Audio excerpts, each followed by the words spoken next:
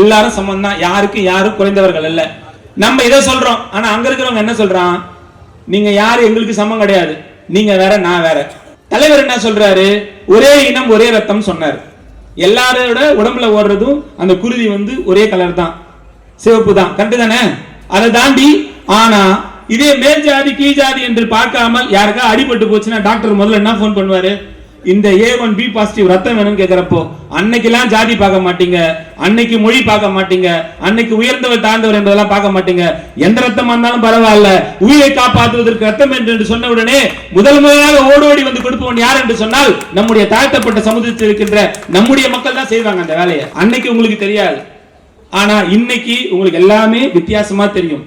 ஏன்னா உலகமே பாராட்டுகின்ற திராவிட மாடல் ஆட்சி தமிழ்நாட்டில் நடந்து கொண்டிருக்கின்றது. இப்படியே ஒரு ஆட்சி நடைபெற்று போனதுதான் இந்தியாவிலே இருக்கின்ற முதன்மை மாநிலம் அல்ல, உலகத்திலே இருக்கின்ற அனைத்து நாடுகளும் பாராட்டுவது இந்தியாவை நோக்கி இருக்காது, தமிழ்நாட்டை நோக்கி இருக்கின்ற என்ற ஒரு அச்சமும் பயமும். எங்களை அடக்கியாள நினைக்கின்றீர்கள், நீங்கள் அடக்கியாள நினைத்தால் நாங்கள் இன்னும் வீறு கொண்டு எழுவோம். ஏனென்றால் நாங்கள் எல்லாம் பெரியாரோட பேரன்கள். அதைத்தான் எங்களுடைய இளம் தலைவர் சொல்லுவார், நீங்க எவ்வளவுக்கு எவ்வளவு எங்களை அடக்க நினைக்கிறீங்களோ அவ்வளவுக்கு நாங்க வீறு கொண்டு எழுவோம். அன்புக்காக கட்டுப்படுமே தவிர அராஜகத்திற்கு என்றைக்கும் திராவிட முன்னேற்ற கழகம் கட்டுப்படாது. அன்பால் எங்களை கட்டி போடலாம். அதைத்தான் சொல்றாரு. சனாதனத்தை பத்தி சொன்னா இருக்கத்தானே நாங்க சொன்னோம்.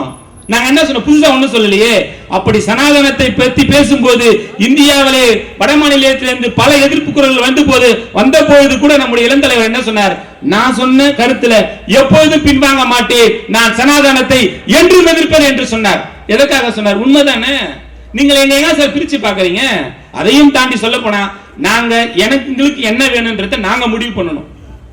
நம்ம தட்டுல என்ன இருக்கோ, நம்ம தட்டுக்கு என்ன தேவையோ, நம்ம தட்டுல இருக்கிறத எதை சாப்பிடன்றத நான் தான் முடிவு பண்ணணும். நான் எதை படிக்கணும்ன்றத நான் தான் முடிவு பண்ணணும். எனக்கு எந்த படிப்பு எனக்கு ஏறுமோ, என் மண்டைக்கு ஏறுமோ அதான் நான் படிக்க முடியும். அதே போலதான் எனக்கு எந்த மொழி வேணுமோ அதை நான் தான் சூஸ் பண்ணணும். நாங்க எப்பவுமே எந்த மொழிக்கும் எதிரானவர்கள் அல்ல. அதே போல இந்துக்களுக்கு எதிரானவர்கள் ஒரு பாட்டு சொல்லிருக்கான். அவங்க நம்ம என்ன சொன்னா, நாங்க இந்துக்களுக்கு எதிரானவர்கள் அல்ல, யார் மீதும் எதையும் திணிக்காதீர்கள் என்று தான் சொல்றோம். எனக்கு என்ன தேவை நான் முடிவு பண்ணணும். சகோதரி மதிவதனுக்கு என்ன தேவைன்னு அவங்க முடிவு பண்ணணும். நண்பர் ஜோயலுக்கு என்ன தேவைன்னு அவர் ஒரு முடிவு பண்ணணும். டாக்டருக்கு என்ன தேவைன்றது அவர் முடிவு பண்ணணும். அவருக்கு என்ன சாப்பாடு வேணும் நம்ம தானே சூஸ் பண்ணி சாப்பிடுறோம். அதே போலதான் என்ன படிக்கணும் என்பதை நாங்க தான் முடிவு பண்ணணும். மும்மொழி கொள்கின்ற ஒரு தவறான வழியில வேற ஒரு மொழி எங்க மீது திணிக்க நினைக்காதீங்க. எல்லாரும் சொல்வது போலதான் இப்பவும் சொல்றேன். எல்லாரும் தொடர்ந்து கேட்டுக்கொண்டிருக்கின்ற ஒரே செய்திதான், மொழிக்காக உயிரை நீட்ட நிறைய வீரர்கள் உள்ள ஒரே மாநிலம் தமிழ்நாடு மட்டும்தான் உலகத்திலே. வேற எந்த மாநிலத்திலும் எந்த நாட்டிலுமே யாரும் மொழிக்காக உயிரை கொடுத்தவர்கள் அல்ல. அப்படி மொழிக்காக உயிரை கொடுத்த ஒரு மாநிலம் தமிழ்நாடு என்று சொல்லும் போது இன்றைக்கும் நாம் மொழிக்காக போராடி கொண்டிருக்கின்றோம். என்ன காரணம்னா, மொழிக்காக ஒரு உயிரையே கொடுத்து இன்றைக்கு மொழியை காத்துக் கொண்டிருக்கின்ற மாநிலம் நம் தமிழ்நாடு தான். அன்றைய காலத்திலிருந்து இன்றைய காலத்து வரைக்கும் எல்லாவற்றிற்காகவும் போராடி கொண்டிருக்கின்ற மாநிலம் தான் தமிழ்நாடு. எதெல்லாம் எங்களுக்கு நியாயமான முறையில கொடுத்தீங்க. நம்முடைய இளம் பேச்சாளர் பேசும்போது சொன்னார், நாங்க GST கட்டுறோம், எங்களுக்கு நீங்க எவ்வளவு பணம் தரீங்க, 29 பைசா தரங்க அப்படின்னாரு. நல்ல கருத்து. அந்த 29 பைசா என்பதை நாடாளுமன்ற தேர்தலிலே தமிழ்நாட்டில் இருக்கின்ற மூளை முடுக்குகளெல்லாம் எடுத்து சென்றவர் தான் நம்முடைய இளைஞரணி செயலாளர் இளம் தலைவர் அவர்கள். அன்னைக்குதான் நிறைய பேருக்கு தெரிஞ்சது உண்மையாலுமே இவங்க 29 பைசா தான் தராங்களா, நம்ம கிட்ட எப்படி எல்லாம் மறைமுகமா GST வாங்குறாங்கன்றது நிறைய பேருக்கு தெரியாமலே இருக்கு. இன்னைக்கும் நம்ம எல்லா விஷயத்துக்கும் எல்லாத்துக்கும் நம்ம வரி செலுத்துறோம். ஆனா நம்ம பணத்தை நமக்கே கொடுக்கிறதுக்கு இன்றைக்கு மத்தியில இருக்கின்ற ஒன்றிய அரசு நம்மளை எல்லாம் எப்படி வஞ்சித்துக் கொண்டிருக்கின்றது.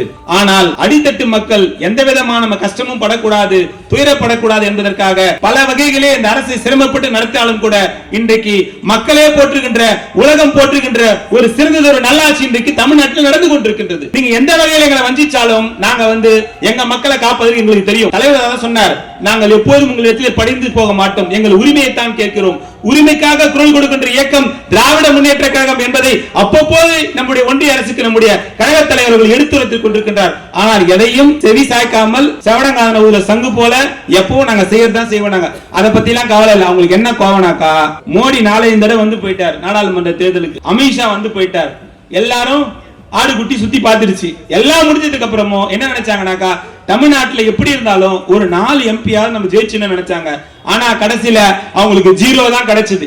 40 எம்பியும் திராவிட முன்னேற்ற கழக தலைமையிலான கூட்டணி வெற்றி பெற்றுச்சு. இது அவங்களால ஏத்துக்க முடியல. அப்ப என்ன பண்ணாங்க, நாங்க தொடர்ந்து உங்களுக்கு எந்த விதமான சலுகைகளையும் தரமாட்டோம். மக்கள் உங்கள் மீது ஒரு வெறுப்பு அரசியலை உருவாக்குவார்கள். கண்டிப்பாக உங்களுக்கு நெகட்டிவ் இம்பாக்ட் தான் வரப்போகுது. நீங்க சட்டமன்ற தேர்தலில் கண்டிப்பாக தோற்று போக வேண்டும் என்ற எண்ணத்திலே அவர்கள் செயல்பட்டுக் கொண்டிருக்கிறார். ஆனால் இன்றைக்கு தமிழ்நாட்டிலே என்ன நிலைமை என்றால், நாளைக்கே தேர்தல் வைத்தா கூட திராவிட முன்னேற்ற கழகம் 200 சட்டப்பேரவை தொகுதிகளுக்கு மேலாக கண்டிப்பாக வெற்றி பெறும் என்ற நம்பிக்கை எல்லோருக்கும் இருக்கின்றது. இங்க இருக்கின்ற தோழர்களுக்கும் இந்த தமிழ்நாட்டு மக்களுக்கும் ஒன்றை மட்டும் சொல்லிக்கொண்டு விடைபெற ஆசைப்படுகின்றேன். கொள்கைக்காக வளர்ந்த இயக்கம் தான், உருவாக்கப்பட்ட இயக்கம் தான் இந்த திராவிட முன்னேற்ற கழகம். மொழியை காப்பதற்காக இன்றைக்கும் போராடி கொண்ட இயக்கம் தான் திராவிட முன்னேற்ற கழகம். மக்களுடைய உரிமைகளுக்காக போராடி கொண்டிருக்கின்ற இயக்கம் தான் திராவிட முன்னேற்ற கழகம். என்றைக்கும் உங்களுக்கும் இந்த தமிழ்நாட்டு மக்களுக்கும், ஏன் இந்திய மக்களுக்கும் முற்ற துணையாக இருக்கும் இந்த திராவிட முன்னேற்ற கழகம் எங்க தலைவரும் இருப்பார்கள். அடுத்து வருகின்ற தேர்தலிலும் கூட தொடர்ந்து 25 ஆண்டு காலம் இந்த தமிழ்நாட்டை ஆளப்போது திராவிட முன்னேற்ற கழக தலைமையிலான கூட்டணி என்பதை இந்த நேரத்திலே சொல்லிக்கொண்டு வாய்ப்பளித்தமைக்கு நன்றி கூறி விடைபெறுகிறேன். நன்றி, வணக்கம். ஒரு ஆள் மேல 145 கட்சி பெண்கள், பாஜக பெண்கள் கம்ப்ளைண்ட் கொடுத்திருக்காங்க. கேசவ விநாயகம் அந்த ஆளு RSS காரன் ஒருத்தனால 142 பேர் வந்து கம்ப்ளைண்ட் கொடுத்தாங்க.